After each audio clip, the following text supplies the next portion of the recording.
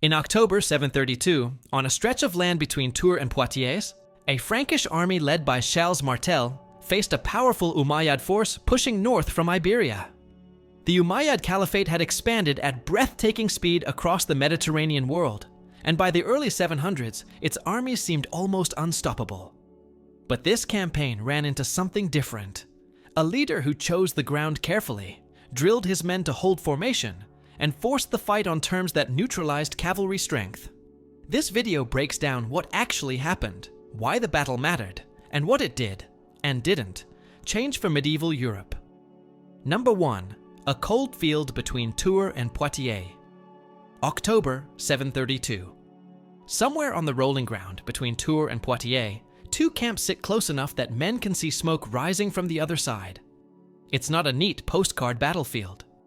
It's uneven land, patches of woods, low hills, streams, and muddy tracks. The kind of terrain that feels ordinary until you realize an empire has marched into it, and a kingdom has decided it can't step back anymore.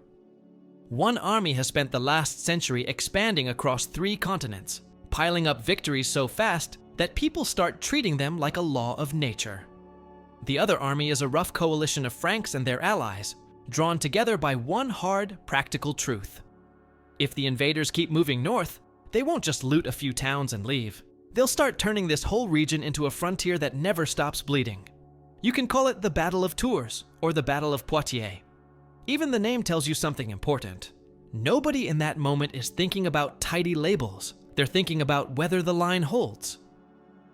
The Frankish commander is Charles, later remembered as Charles Martel, the Hammer. At this point, he's not a king, not even pretending to be a king.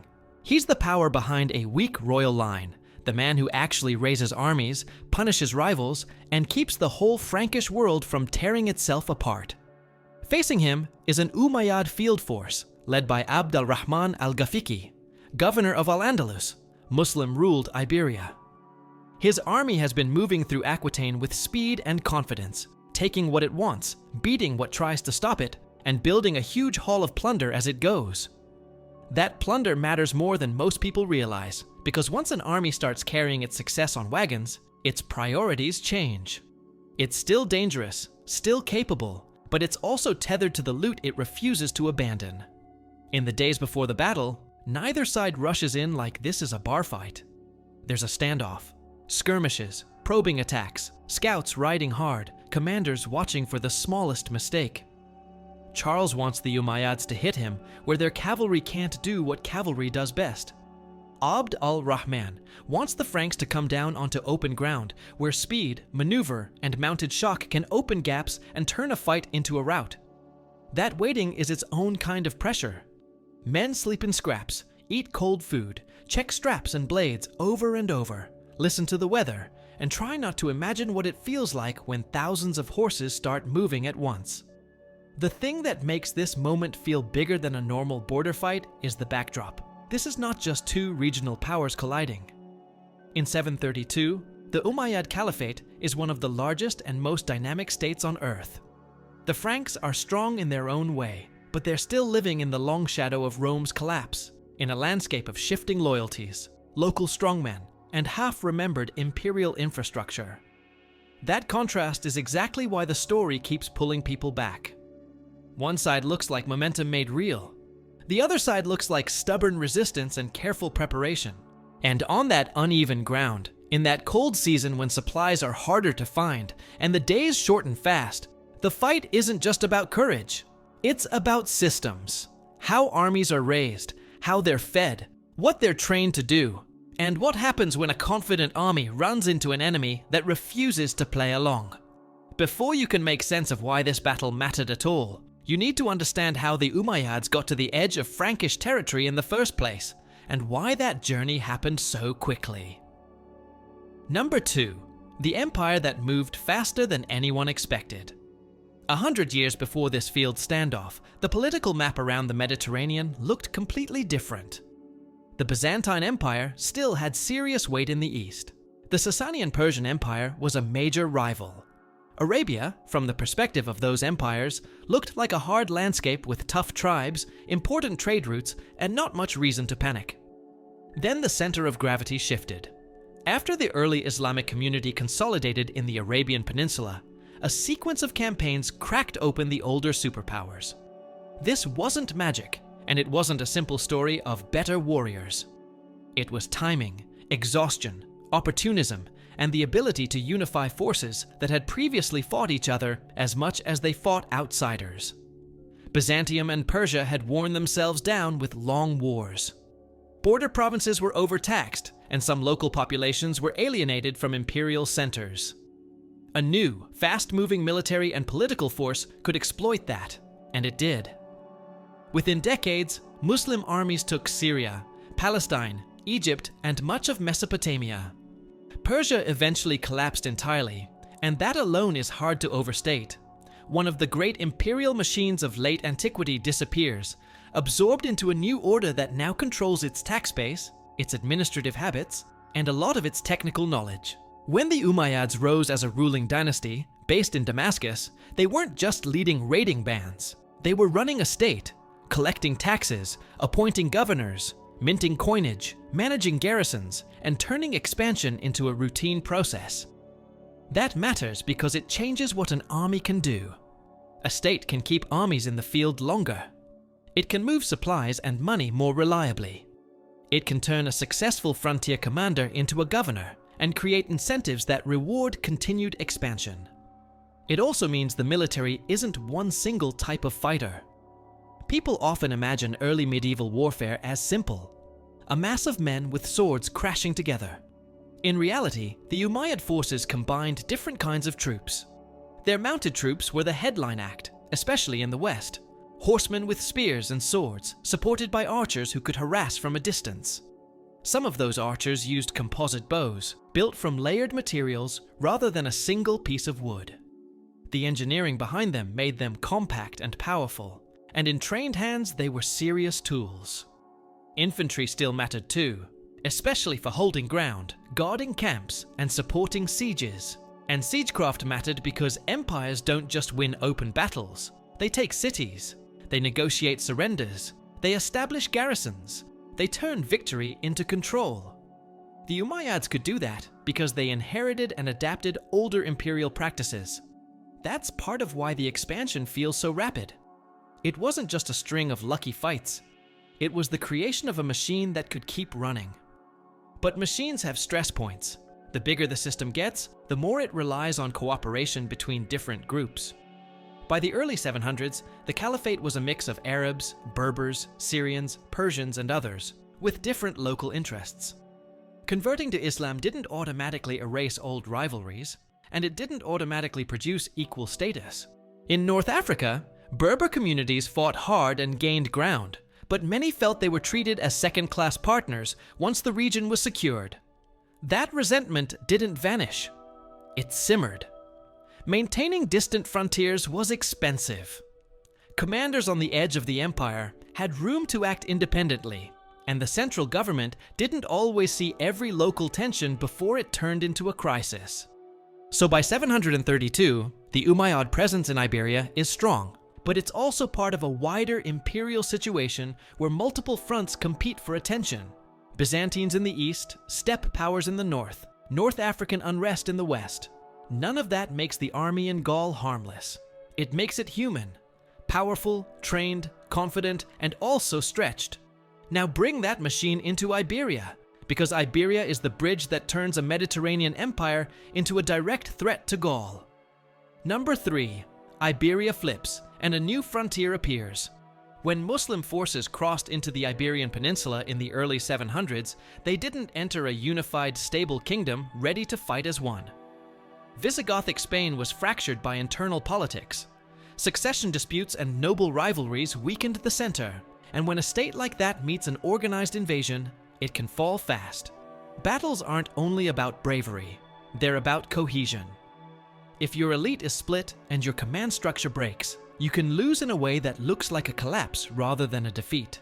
Within a few years, most of the peninsula came under Muslim rule, later known as al-Andalus, governed as part of the broader Umayyad world. What matters for the story of Tours is what happens next. A new strategic reality forms. The Pyrenees are not an impenetrable wall. They're a barrier with passes. Once you have Muslim-held territory on the southern side, and once you start establishing positions north of the mountains, like the region later called Septimania, Gaul isn't a distant rumor anymore. It's next door. Cities like Narbonne become more than dots on a map. They become bases that can support raids and campaigns. Raids into southern Gaul in the 720s weren't always full-scale conquest attempts. Sometimes they were classic frontier warfare, quick strikes for wealth, captives, and prestige, then a retreat before the enemy can organize. But repeated raids have a cumulative effect. They drain confidence. They force local rulers to spend resources on defense. They reveal which regions are divided and which can respond. They also produce intelligence. Raiders learn roads, river crossings, and where the richest targets are.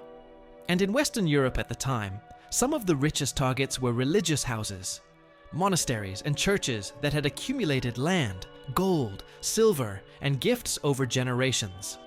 That doesn't mean every raid was a simple attack on religion. It means raiders understood where the movable wealth was stored and where defenses were thinner. On the Christian side, the response was uneven because political authority was uneven. The Franks, in particular, weren't a neat, centralized kingdom, with a single strong king calling the shots. The Merovingian dynasty still existed, but by the early 700s, many Merovingian kings were figureheads. Real power had shifted to the mayor of the palace, a title that sounds like a household manager, but functioned more like a prime minister and war leader combined. The mayor controlled the treasury, commanded armies, and handled appointments. That role becomes the doorway to real authority, and it's how Charles Martel rises. Charles's early life is the kind of story medieval politics produces: messy family structures, contested inheritance, and hard power deciding what bloodline alone can't. He's often described as illegitimate by elite standards. He's sidelined, imprisoned, then breaks out during a crisis and gathers support from nobles who would rather follow a proven war leader than gamble everything on a child ruler controlled by a court faction. Charles wins battles against rivals inside the Frankish world, and those internal victories matter because they create the one thing the Franks need most when an external threat rises: unity, or at least a workable hierarchy. He doesn't magically erase rival dukes or local identities. He does something more practical. He makes it too costly to ignore his authority when the stakes are survival. By the late 720s, Charles is the man who can actually summon troops across a wide area and have them show up. That's not guaranteed in this era. Armies are assembled through obligation and loyalty, not through a modern state payroll. If your network is weak, your army arrives late, arrives small, or doesn't arrive at all. Charles builds the kind of network that can move faster than local panic. He also watches what's happening in Iberia and southern Gaul, and understands a simple point. The invader's biggest advantage is cavalry mobility, and if you let cavalry dictate the terms of battle, you lose. That's not a moral statement. It's physics. Horses give speed and shock. So Charles leans into what his world can do well. Disciplined infantry packed tight, fighting in terrain that prevents cavalry from flowing around them. The famous high medieval knight culture isn't fully formed yet, and Frankish warfare at this stage still relies heavily on foot soldiers with spears and shields, backed by elite retinues. That gives Charles a clear strategic idea. If the cavalry wants to win, make it fight where it can't breathe. That idea stays theoretical until 732, when an invasion pushes so deep that theory becomes necessity.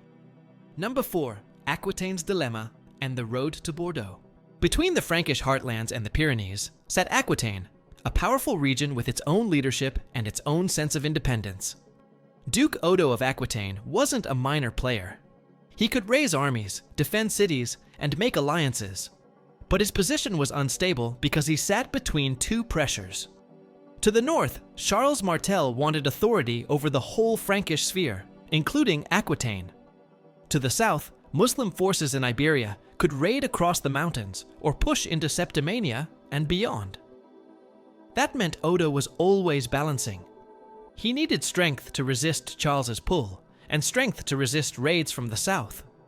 Doing both at the same time is hard. When Odo defeated a Muslim force near Toulouse in 721, it proved that victories were possible, but it didn't end the problem. Raids continued, and the frontier slowly crept. The key shift came when politics tangled with military reality. Odo tried to manage threats through diplomacy and alliances, including dealings with figures on the Muslim frontier who had their own local ambitions. The trouble with frontier alliances is that they work until a stronger authority decides they don't. When al-Rahman al-Ghafiqi became the leading figure in al-Andalus, he wasn't interested in letting a semi-independent frontier leader build personal deals with Christian dukes. From his perspective, that was disobedience and instability, so the frontier power was crushed, and Odo was left exposed. That's the moment where a regional problem becomes a campaign. In 732, Abd al-Rahman's force crossed into Aquitaine in strength. Medieval sources throw around big numbers, and they often inflate. Whether the army was 40,000, 50,000, or more, what matters is that it was large enough to do sustained damage and to beat Odo in open battle. Near Bordeaux, Odo tried to stand and fight. He had little choice. Losing without fighting would break his authority immediately. But the battle went badly, and once a medieval army breaks, the defeat becomes devastating. Cavalry excels at turning retreat into disaster. Bordeaux was taken and looted.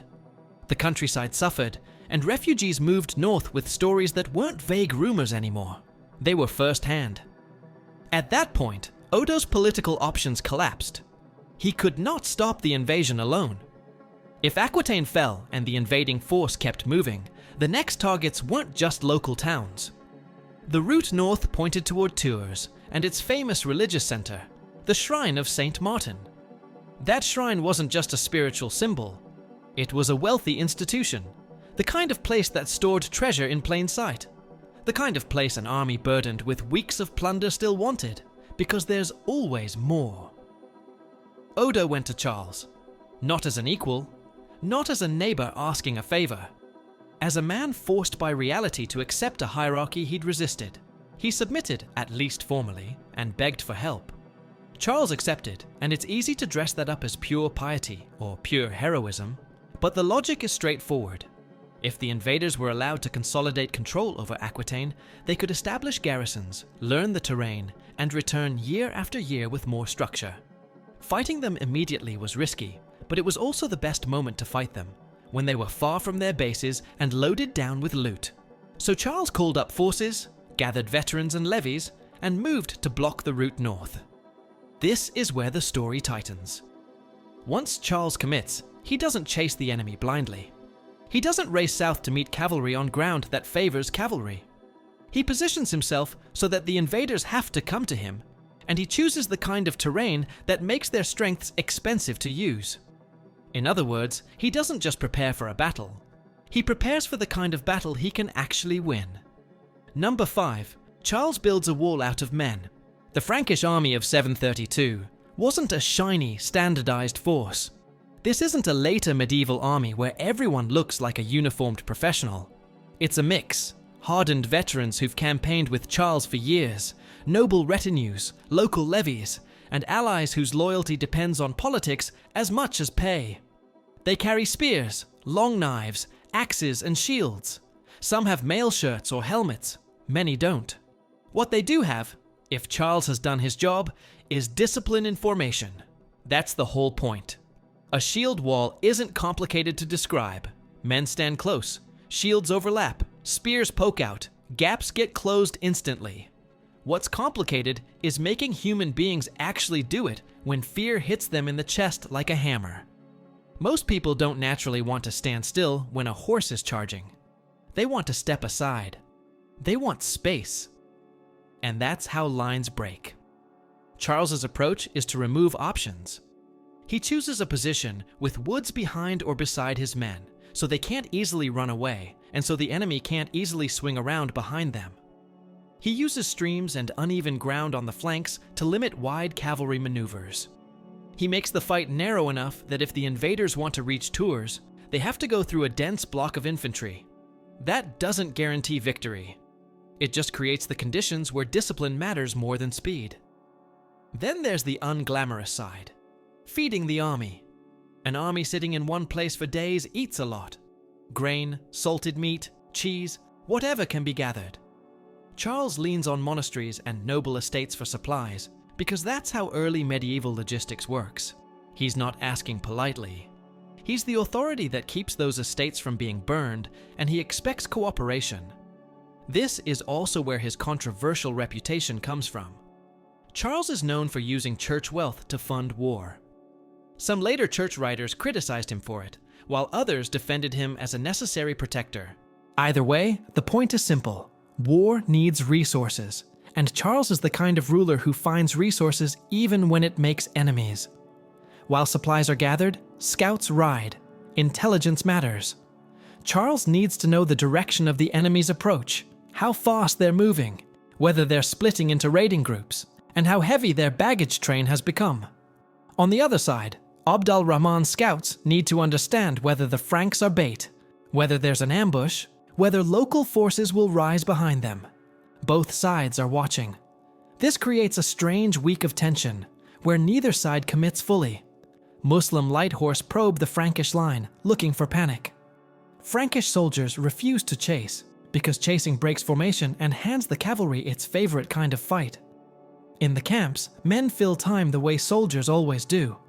Sharpening, repairing straps, arguing quietly, praying, sleeping badly. People imagine early medieval armies as either fanatics or robots. They weren't. They were human beings who got hungry, wet, cold, and tired, and who needed to believe their commander understood what he was doing. Charles's personal presence mattered here. A leader in this era isn't just a distant planner. He's the man whose reputation holds the coalition together. If he looks uncertain, men drift. If he looks steady, men stay. Abd al-Rahman, for his part, has a real problem to solve. If he waits too long, supplies thin out, the countryside is stripped, and his army becomes harder to control. If he attacks too quickly, he risks throwing cavalry uphill into cramped ground and bleeding strength for no gain. And there's a third pressure: the loot. Soldiers who have weeks of plunder behind them have something concrete to defend. That can strengthen morale. Nobody wants to lose what they've taken. But it can also distract. If the camp is threatened, men peel away from the main fight to protect their haul. That kind of split decision in the middle of a battle can be fatal. Both commanders know that in different ways. Charles wants to make the invaders feel trapped between the battle line and the burden of their own success. Abd al-Rahman wants to win cleanly and move on before winter, or local resistance makes the campaign costlier than the gains. Eventually, the standoff has to break, because invading armies can't sit forever in hostile territory without consequences. When the order finally comes, it's not a heroic speech moment. It's a practical moment. Formations tighten, horses are brought forward, shields lock, and men brace themselves because they know what's coming. Number 6, the day the cavalry couldn't open the door. When the battle begins, it doesn't start with one giant charge and a cinematic crash. It starts with movement and testing. Mounted troops look for angles. Archers try to unsettle the front ranks. Commanders watch for the smallest wobble, because in formation fighting, one weak point is all it takes. Then the heavier cavalry commits. You don't need to romanticize it to understand it's terrifying. A mass of horsemen moving together is loud, fast, and psychologically crushing. It's meant to make infantry decide they'd rather not be there. The Frankish answer is to be exactly where they are supposed to be and to make not being there impossible. The line holds, charges hit, and instead of a collapse, the fight turns into grinding contact. Not a fluid cavalry masterpiece, but a stubborn contest where horses can't find clean lanes and where infantry refuse to separate into easy targets. If you want one of the most telling descriptions from near the time, a later account famously compares the Frankish formation to an immovable wall. That's the essence of it. Not flashy, not clever, just solid. The Umayyad forces try variations, strike at different points, attempt feints, pull back and hit again. The Franks don't bite, they don't chase. They don't break into scattered pursuit. They treat the battle like a test of endurance. That's an unusual mindset for many armies. Plenty of early medieval forces fought bravely, but lacked the discipline to stay locked in place once momentum shifted. Charles's men, by design, are trained to accept the punishment and stay compact. That doesn't mean they aren't taking losses. It means those losses don't turn into panic. The line absorbs the damage and replaces fallen men from behind. Over the course of the day, exhaustion becomes a weapon. Cavalry charges aren't free. Horses tire. Riders tire. Repeated attacks into dense resistance cost energy and morale. Meanwhile, the Franks are doing the one thing that gives them the best odds, staying hard to kill and refusing to provide openings. Then comes the moment that sources describe in different ways, but agree on in effect: trouble in the Umayyad rear. A strike on the camp, or a threat to the baggage and loot, creates confusion. Whether it's Odo's remaining men, a Frankish detachment, or simply a rumor that spreads faster than orders can correct, the result is the same. Units peel away. Coordination weakens. A cavalry-heavy force relies on timing and cohesion. If different parts of the army start acting on different priorities, the clean edge of the attack dulls fast.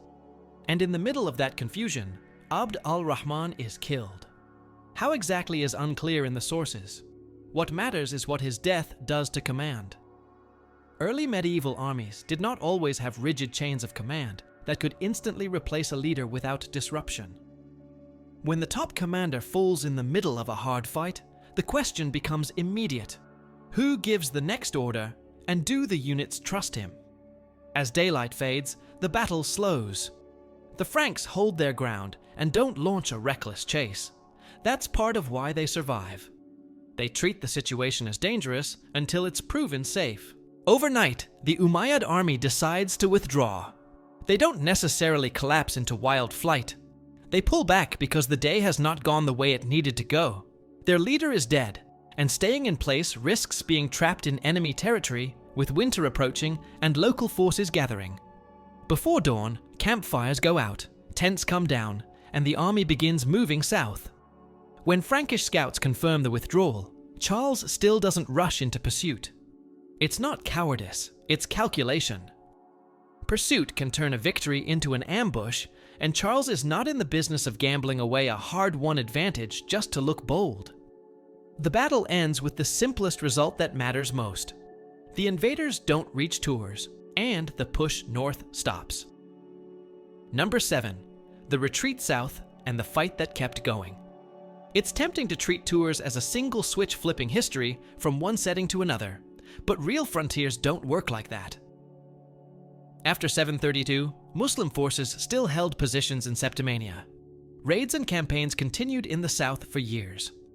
The immediate change was momentum.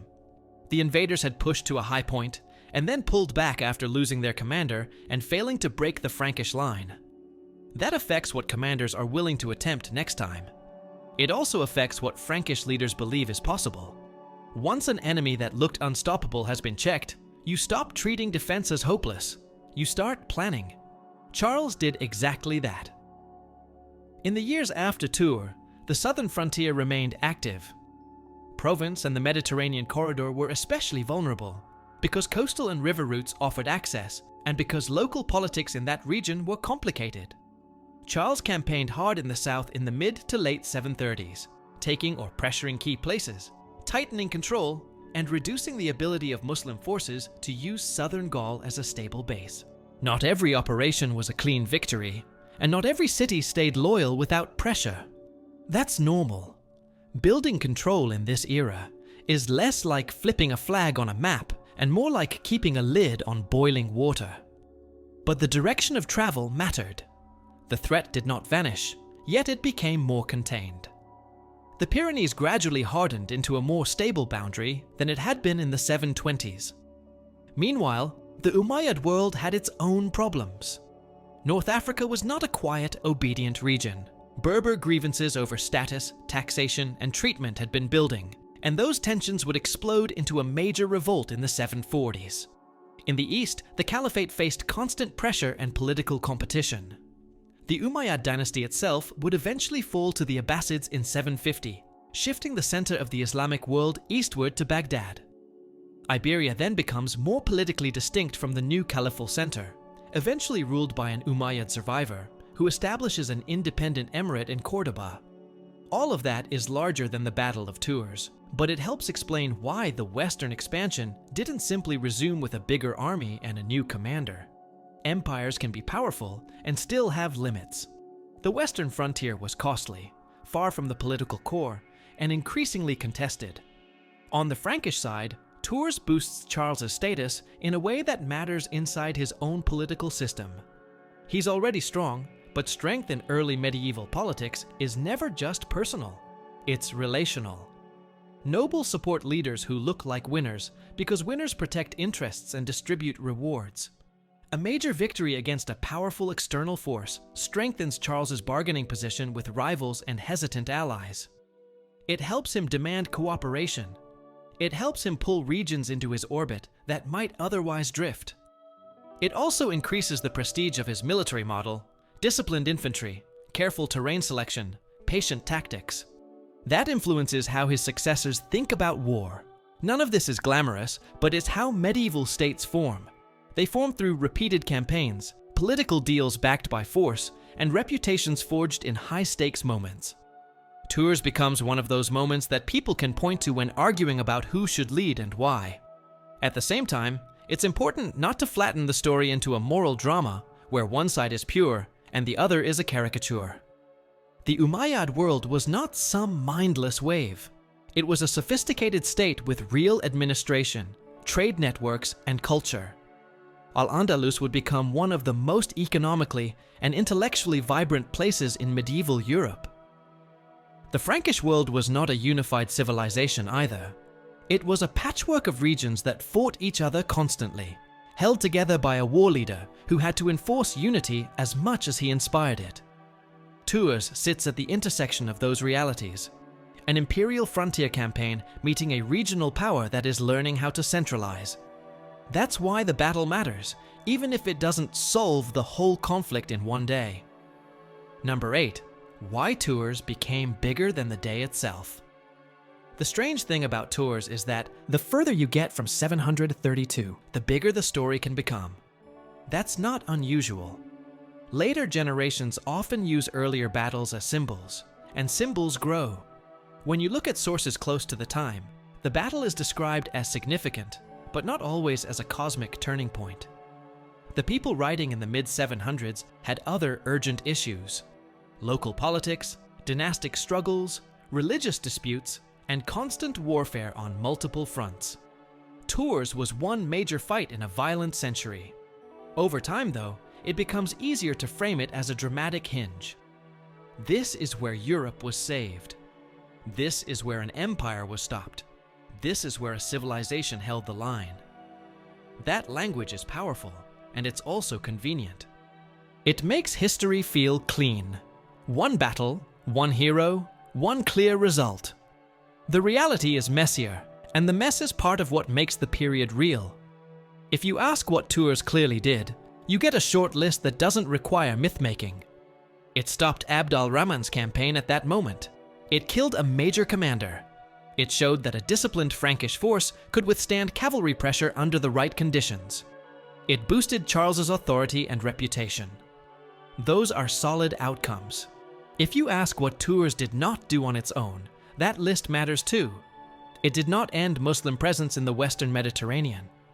It did not erase al-Andalus. It did not prevent future raids or battles in southern Gaul. It did not single-handedly determine the religious identity of an entire continent in a simple, immediate way. Europe's Christian identity in the medieval period wasn't a single-thread story anyway. It was built through politics, conversion campaigns, church organization, and local power struggles over centuries. The Islamic world's history in the West also didn't depend on one battle. It depended on internal revolts, dynastic change, and the development of Iberian society under Muslim rule. What happens in later centuries is that Tours gets pulled into arguments about identity. In some periods, writers emphasize it as a defensive triumph of Christianity. In other periods, historians push back and frame it as a large raid that was checked, important but not uniquely decisive. Both impulses exist because people are often trying to use the past to support a present-day story about who we are. If you keep the focus on the 8th century itself, the story becomes more grounded. Abd al-Rahman was operating far from his base with a force that had gathered loot and was moving through territory where local resistance was hard to predict. Charles was operating on home ground with a force he could feed and reinforce more easily, and he chose terrain that reduced cavalry advantages. That doesn't make one side destined to win. It makes the result understandable. It also highlights how much medieval warfare depends on factors that don't show up in heroic paintings. Roads, weather, supply, discipline, command structure, and the psychology of troops who care about their camp and their haul as much as they care about abstract strategy. Once you see it that way, Tours stops being a story about fate and starts being a story about decisions. That's a more accurate way to handle it, and it's also more useful for understanding how early medieval Europe changed shape. Because the biggest shift in this period isn't one battle. It's the slow emergence of stronger regional states out of the post-Roman patchwork, and Tours becomes part of that because it strengthens one of the men building that stronger structure. Number 9. The hammer's politics, money, and hard choices. Charles Martel's reputation is tied to war because he spent most of his career fighting. But he wasn't just swinging weapons. He was building a political order that could survive repeated crises. The Frankish world he inherited was unstable. Rival regions, rebel dukes, border threats, and a royal dynasty that still wore the crown, but didn't control the levers of power. Charles's solution wasn't to announce a new ideology. It was to enforce authority through a mix of military victory and practical administration. He rewarded supporters with land and influence. He punished rivals. He kept the Merovingian kings as symbolic figures because that avoided a legitimacy crisis while he consolidated real control. In other words, he understood that people obey power more easily when it looks familiar. A title and a ritual can matter as much as an army, as long as the army is still there when someone tests the system. This is where the church comes in, and it's worth handling it plainly. Charles used church resources. Some of it likely came through legal arrangements and patronage. Some of it was blunt seizure or forced reallocation. In a world where wealth is mostly land and the church holds a lot of land, a war leader who needs to keep armies in the field will eventually collide with church property.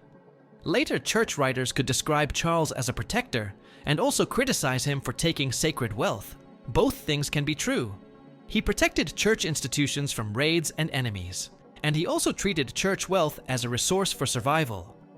That combination feels contradictory if you expect medieval leaders to behave like modern moral examples. It stops feeling contradictory once you remember the basic rule of early medieval politics. If you lose power, you lose everything, and your people suffer whatever the next strongman decides. Charles acted like a man who believed stability required force, and force required funding. When Tours boosted his prestige, it gave him more leverage to keep doing that. He could demand more cooperation, press harder on regions that resisted, and invest in military readiness. He didn't have the luxury of assuming peace. The same years that include Tours also include campaigns against Saxons and other neighbors. Frankish borders were never quiet. Charles's career is basically one long argument with geography, defending a wide frontier while trying to keep internal rivals from splitting the realm apart. Tours becomes famous because it's the moment where a dangerous external force is checked. But Charles's actual impact comes from the way he uses victories to tighten control. That control then shapes what his sons can do. This is where the Carolingian story begins, even if Charles himself never wears a king's crown. He builds the platform. His heirs step onto it. That's the practical reality of dynastic power. One generation wins the right to rule. The next generation turns that right into a system. Charles's sons inherit a stronger position than he inherited. They inherit alliances, military habits, and a reputation that makes it easier to command. And because Charles has pushed back external threats and hammered internal rivals, the political map becomes more stable. Stability doesn't mean peace. It means predictable dominance. That dominance is what allows the next stage of Frankish history to happen. Number 10. From Tours to the Carolingian century. After Charles's death in 741, the power he built doesn't disappear. It passes on, split between his sons, then consolidated again. The old Merovingian dynasty eventually gets removed, and a new royal line takes the crown. Charles didn't do that part himself, but his work makes it possible. His son Pepin becomes king, and Pepin's son, Charlemagne, turns Frankish power into an empire that reshapes Western Europe. Charlemagne's campaigns against the Saxons, his push into Italy, his creation of frontier zones, and his close relationship with the papacy are part of a different chapter, but the foundation is earlier.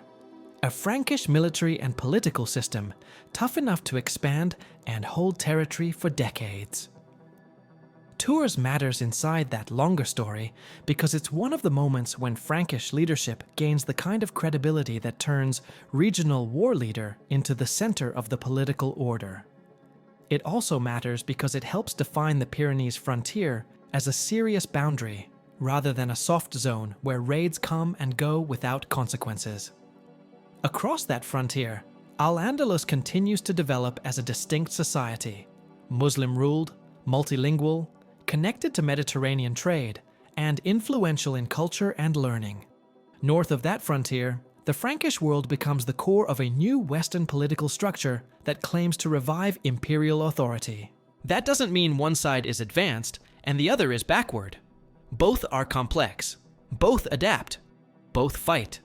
The real shift is that after the early 700s, Western Europe begins building stronger institutions of rule, partly in response to constant pressure on its borders and constant competition inside its own elites. Tours sits in the middle of that change, a field battle shaped by terrain and discipline, followed by years of campaigning and consolidation, followed by dynastic transformation. In later centuries, writers turn the battle into a symbol because symbols are easier to repeat than the slow mechanics of state building. But the mechanics are the point if you want to understand why this moment lasted in memory. A powerful army pushed north. A local ruler was crushed. A larger political figure unified forces, chose ground carefully, and refused to fight the enemy's preferred battle. The invaders withdrew, the frontier hardened, and the political center of the Frankish world kept gaining strength until the Carolingian dynasty could claim it was not just surviving in post-Roman Europe, but shaping it.